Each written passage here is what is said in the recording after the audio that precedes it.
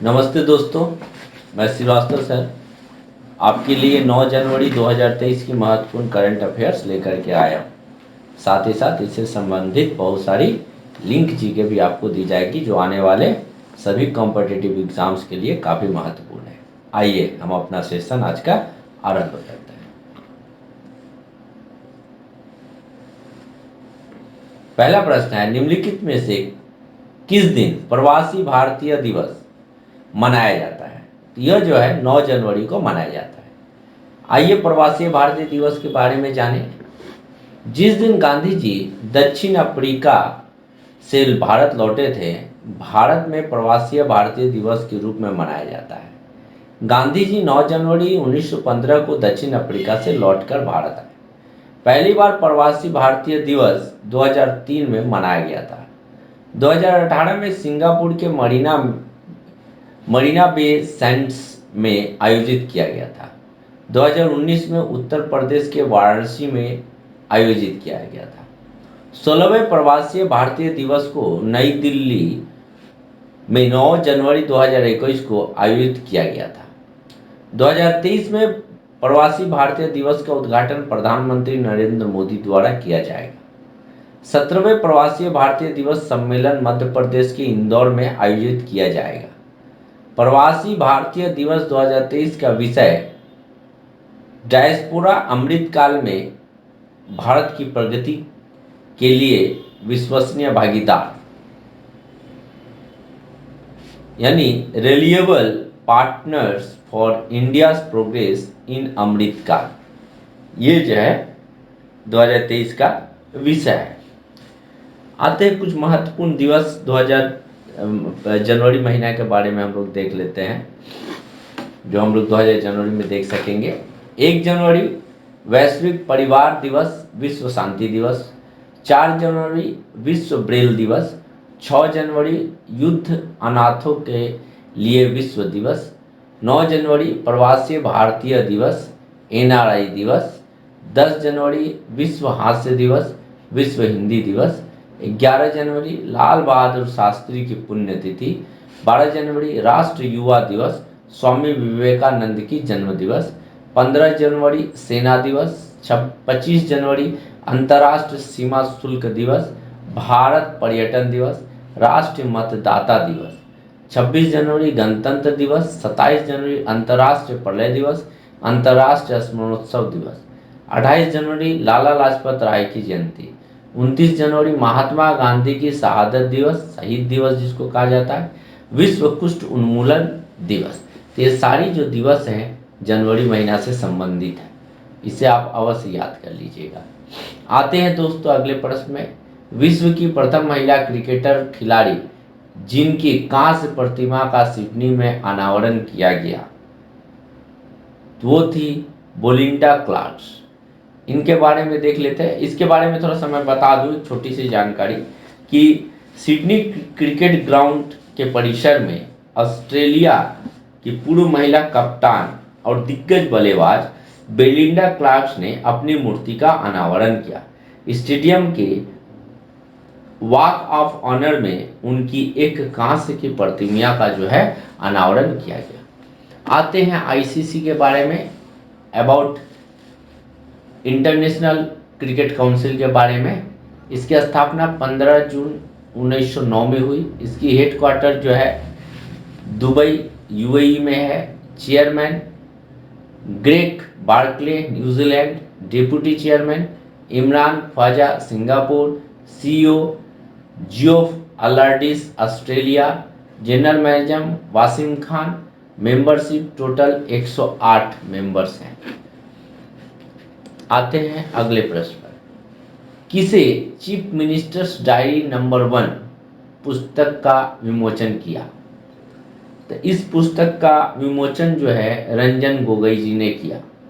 असम के मुख्यमंत्री हिमंत बिस्वा शर्मा की चीफ मिनिस्टर डायरी नंबर 1 पुस्तक विमोचन भारत के पूर्व मुख्य न्यायाधीश और राज्यसभा सांसद रंजन गोगोई ने किया। असम के बारे में देखिए कि इसकी स्थापना 26 जनवरी 1950 में हुई थी। इसकी राजधानी दिसपुर है। चीफ मिनिस्टर हिमंत बिस्वा शर्मा है और यहाँ के जो गवर्नर हैं वो प्रोफेसर जगदीश मुखी जी हैं। आते हैं अगले प्रश्न। National meet for rural change makers 2023 का उद्घाटन किसने किया?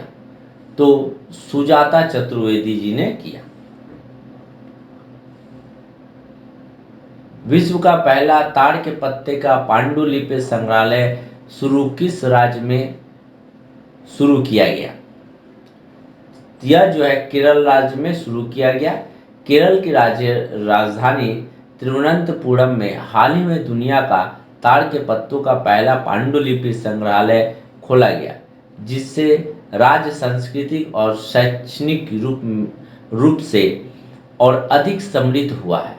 यह संग्रहालय भारत की धरती पर यूरोपीय शक्तियों को हराने वाले एशिया के पहले साम्राज्य त्रावणकोर की लोकप्रियता की कहानियों का खजाना समेटे हुए है। केरला के बारे में देखिए, इसकी स्थापना 1 नवंबर 1956 में हुई। राजधानी तिरुवनंतपुरम, चीफ मिनिस्टर पिनरैया विजयन और गवर्नर जो है आरिफ मोहम्मद खान है। अगला प्रश्न है, G20 की पहली बैठक 31 जनवरी को कहां पर होगी? पुडुचेरी में होगी। पुडुचेरी की स्थापना 1674 में फ्रेंकोइस मार्टिन ने की थी। पांडिचेरी भारत के फ्रांसीसियों की राजधानी थी। G20 के बारे में देखिए कि इसकी स्थापना 26 सितंबर 1919 में। फाउंडर जो है 7 ग्रुप ऑफ 7 कहा जाता है। चेयरमैन जो है Narendra Modi, prime minister of India. Member G20 समूह के में जो है मेंबर इस तरह है: अर्जेंटीना, ऑस्ट्रेलिया, ब्राजील, कनाडा, चीन, यूरोपीय union, France, Germany, Bharat, Indonesia, Italy, Japan, Mexico, रूस, सऊदी अरब, दक्षिण अफ्रीका, कोरिया गणराज्य, तुर्की, यूनाइटेड किंगडम और संयुक्त राज्य अमेरिका भी शामिल है। आते अगले प्रश्न पे।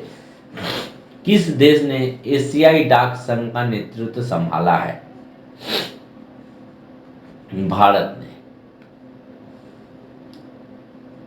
बैंक ऑफ सिंगापुर ने किसे अपना नया सीईओ नियुक्त किया? जेसन मू।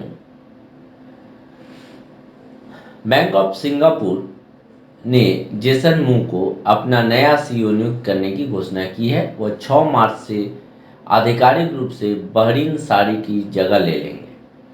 उनके पास निजी बैंकिंग, धन प्रबंधन और पूंजी बाजार में 25 वर्षों का अनुभव है। बैंक को ओसीबीसी बैंक द्वारा 2009 में आईएनजी ग्रुप से अधिग्रहित किया गया था। 2017 से 19 तक मू गोल्डमैन सैक्स सिंगापुर के सीईओ थे।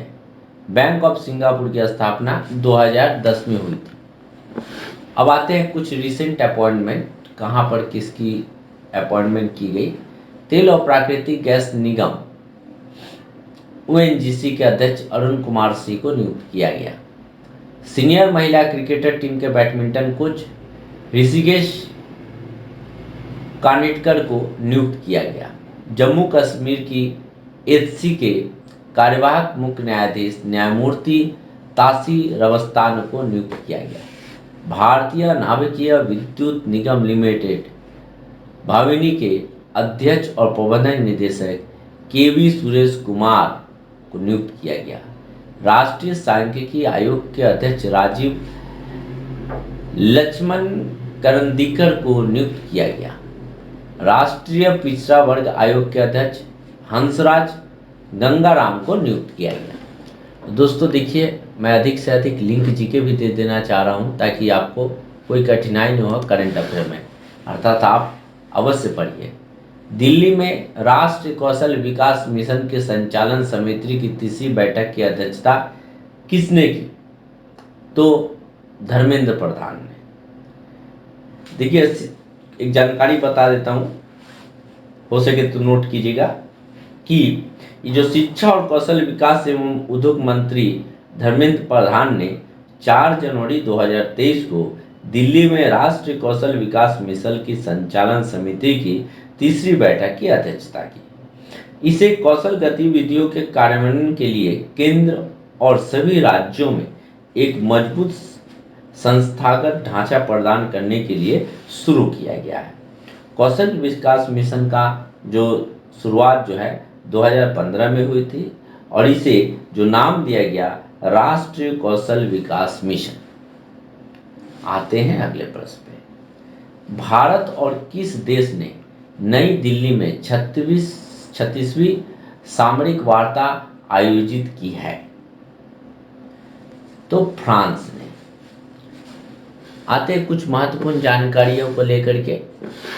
जिम्बाब्वे देश ने मुद्रास्फीति से निपटने के लिए सोने के सिक्कों को कानूनी निविदा के रूप में लॉन्च किया। ब्रिटेन देश ने भारत की आज़ादी की 75वीं वर्षगांठ पर 75 छात्रवृत्तियों की शुरुआत की है। स्वाति पीरामल को फ्रांस देश के सर्वोच्च नागरिक सम्मान से नवाजा गया। भारत अपनी अध्यक्षता के दौरान G20 बैठक के दौरान बांग्लादेश की अतिथि देश के रूप में आमंत्रित करेगा। दक्षिण कोरिया और अमेरिका देश के बीच ऑपरेशन विजिलेंट अभ्यास आयोजित किया गया है। जर्मनी देश में राजनीतिक दल के राज्य प्रेसिडेंट गुरदीप रंधावा चुने गए हैं। तो ये काफ़ी महत्वपूर्ण इंफॉर्मेशन आपको दी गई। $3 ट्रिलियन मार्केट द्वारा दया को पहली कंपनी कौन सी बनी है? तो ये जो है पहली कंपनी एप्पल बनी है, जिसकी स्थापना 1 अप्रैल 1976 में हुई थी, जिसकी सीईओ है टिम कुक। इसकी हेडक्वार्टर कैलिफोर्निया यूनाइटेड स्टेट में है और इसके जो फाउंडर थे स्टीव जॉब्स थे। देश की पहला एलपीजी युक्त धुआं मुक्त राज्य कौन सा बना है? तो यह जो है हिमाचल प्रदेश राज्य बना है।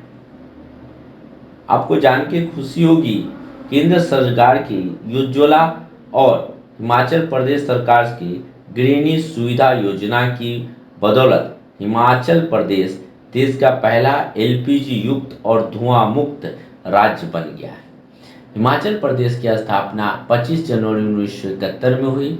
इसका जो गवर्नर है बंडारू दत्तात्रेय जी हैं। सीएम जयराम ठाकुर है। कैपिटल शिमला है समर का और धर्मशाला है विंटर का। किस अमेरिकी अंतरिक्ष एजेंसी नासा के अपोलो 7 मिशन के लिए अंतरिक्ष यात्री का निधन हो गया? तो वाल्टर कनिंघम का। नासा के बारे में एक छोटी जानकारी देखिए कि नासा का फुल फॉर्म अधिकतर देखिएगा आप एग्जाम से पूछता है, national aeronautics and space administration. NASA का स्थापना के बारे में भी जीके पूछता है कि 29 जुलाई 1958। नासा के हेडक्वार्टर वाशिंगटन डीसी में है और एडमिनिस्ट्रेटर भी जो है बिल नेल्सन जी है। कौन सा देश जनवरी 2023 में voice of global south summit नामक एक विशेष आभासी शिखर सम्मेलन की मेजबानी करेगा? तो इसका मेजबानी इंडिया करेगा। भारत जो है 12 जनवरी से 13 जनवरी 2023 को voice of global south summit नामक एक विशेष आभासी शिखर सम्मेलन का मेजबानी करेगा। शिखर सम्मेलन का विषय जो है यूनिटी ऑफ वॉइस यानी यूनिटी ऑफ पर्पस, यह है इसकी विषय। शिखर सम्मेलन को विकासशील प्रदेश को प्रभावित करने वाली चिंताओं पर चर्चा करने के लिए एक साझा मंच प्रदान करने का भारत का जो है प्रयास है। यह पहल प्रधानमंत्री नरेंद्र मोदी का सबका साथ सबका विकास एवं वसुधैव कुटुंबकम के विजन से प्रेरित है। मेंस FIH हॉकी विश्व कप कौन सा संस्करण 13 से 26 जनवरी 2023 के बीच ओडिशा में आयोजित किया जाएगा? तो 15वां संस्करण। पुरुषों की राष्ट्रीय फील्ड हॉकी टीमों के लिए यह चतुष्कोणीय विश्व चैंपियनशिप अंतर्राष्ट्रीय हॉकी महासंघ द्वारा आयोजित की जाती है। यह 13 से 23 जनवरी 2023 तक भुवनेश्वर के कलिंगा स्टेडियम और राउरकेला भारत में बिरसा मुंडा अंतर्राष्ट्रीय हॉकी स्टेडियम में आयोजित की जाएगी। तो दोस्तों, ये थी आपके सामने 9 जनवरी की बहुत सारी महत्वपूर्ण जानकारियाँ। आप इसे अवश्य पढ़िए, और सबसे बड़ी बात है कि मॉर्निंग का समय है। अगर मॉर्निंग के समय में इसे देखिएगा तो आपको और भी ज़्यादा लाभ होगा। वीडियो अच्छा लगे तो लाइक सब्सक्राइब जरूर कीजिएगा। धन्यवाद दोस्तों।